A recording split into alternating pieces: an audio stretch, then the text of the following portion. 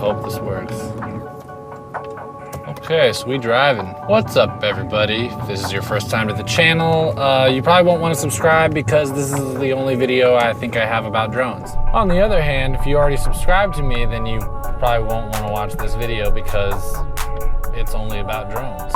This morning, I received in the mail the brand new DJI Mavic 2 Pro, and I have seen nothing. I mean, nothing but unboxing videos and settings videos. Thanks, by the way, for those. Now I'm ready to go fly my drone. I just want to see some like really good, clean footage of someplace really beautiful. So I'm gonna go to the beach, and I checked the FAA website and the California state law website and the app.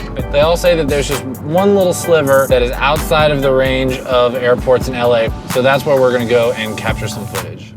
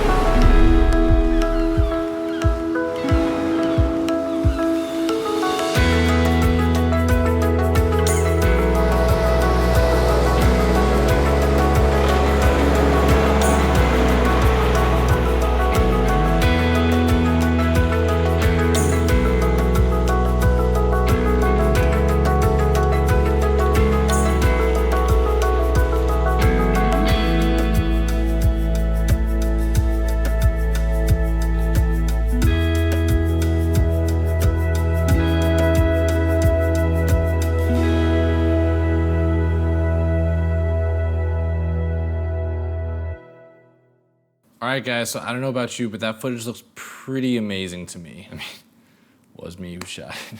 So I just wanted to come up with a quick little pros and cons list to tell you guys what I think of the camera.